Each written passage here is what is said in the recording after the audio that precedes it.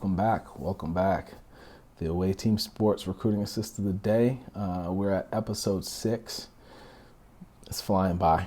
Before you know it, we're going to be at episode 300, and we're going to be coming up on 2021. But no, I appreciate you being here.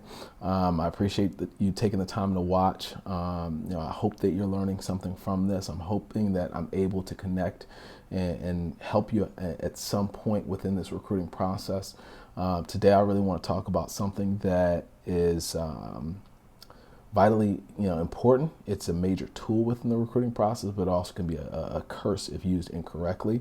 And that is social media. This right here, our phones they make things so much easier, but at the same time, they make things so much more difficult. So I want to talk about what that looks like and why I say that. The importance of social media in the recruiting process, how to utilize it as a tool, and really, making that tool work for you. So first and foremost, if you're not on social media, I think that that's something that you want to change. You want to create a presence. You want college coaches to be able to, identify you, easily find you. You want a place to be able to host and house your highlights. Keep people updated on what's going on within your career. I think that at this day and age, if you're not on social media, you're hurting yourself.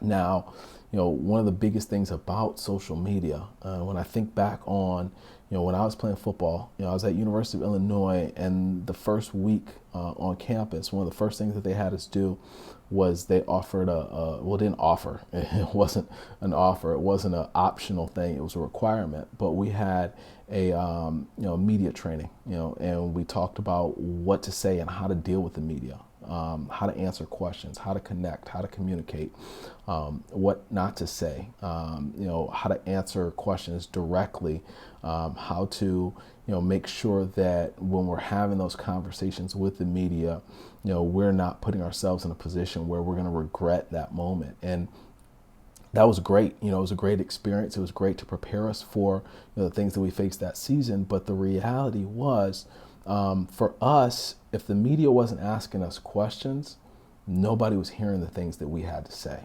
It's a lot different this day and age. At this day and age, social media, it's everything's straight to source. You don't have to read that article to see how so and so felt after a loss. You can go straight to his Twitter page and you can get a real quick understanding of how he felt or what was happening, or and it's like people are turning towards social media to give reactions and comments and feedback and things like that, based off of their games, based off of recruiting trips, based off of whatever. And there's not a whole lot of social media training going on with these student athletes that we're handing these these explosives to, if you will, right? Your social media behavior has the ability to either enhance your career, or it has the ability to absolutely hinder it, or end it.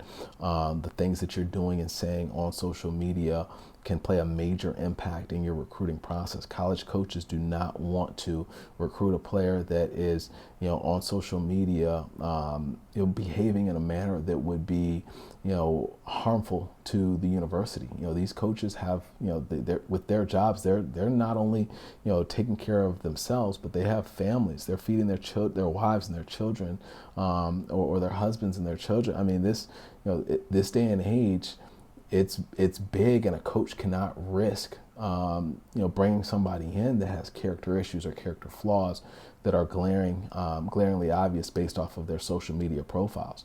So while social media is huge, and very huge for the recruiting process, it also can be detrimental. I look back on when I was in high school.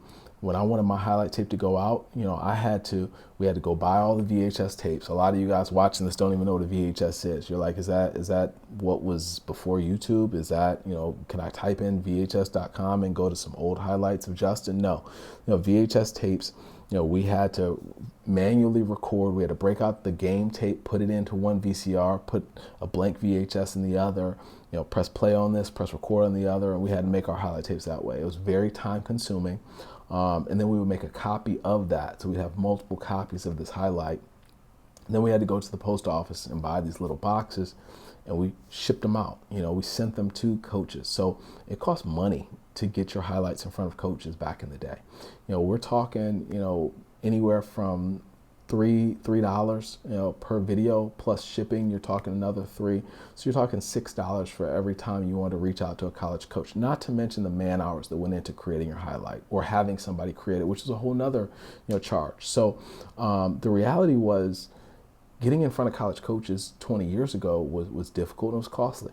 Now, through social media, through Huddle or Crossover, which is now merged with Huddle, whatever it is that you're using to record your games, your coaches are using to record your games, even if it's a YouTube link, you're able to, for free, plug that into your Instagram or your Twitter or your Facebook, and reach out directly to these college coaches for free. And that, to me, is, if you're not utilizing that opportunity to connect and that opportunity to build relationships and that opportunity to provide and create free exposure for yourself, you're a step behind. That's something that's a must. But a couple key points, a couple things I want us to talk about. When you walk away from this video, there's a couple things that you should double check. You should make sure that your social media, it's cleaned up. There's no foul language. You're not retweeting people that are saying, crazy things. You're on top of that. I think that's, first and foremost. Secondly, you're easy to find. Okay.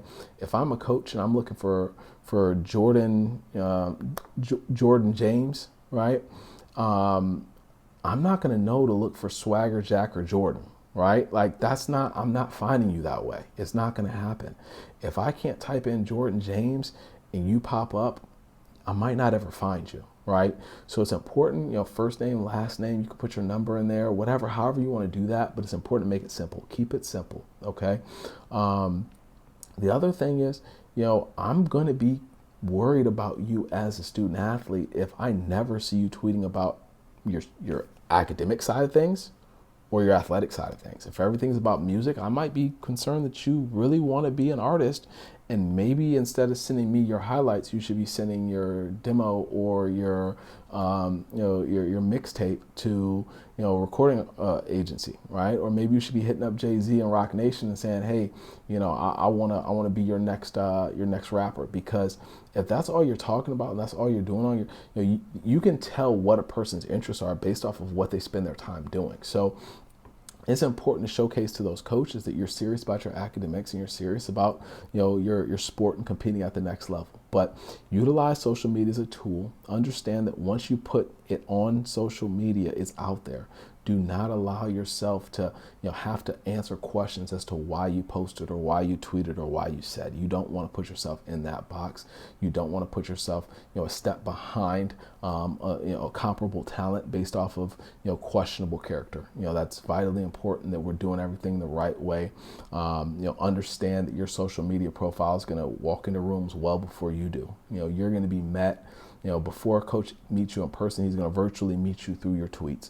So make sure that you're basically, putting your best foot forward. Make sure that, your Twitter page, your Instagram page, it's like your resume, and you're sending that resume out, and that's your outward, kind of introduction to these coaches prior to them knowing who you are, prior to them wanting to invest time or resources to figure out more about you or get to know you. So it's important.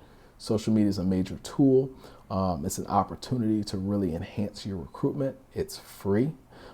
Take advantage of it, but make sure that we're doing things the right way. So once again, guys, thanks for taking the time. Thanks for tuning in here. Feel free to ask any questions you have.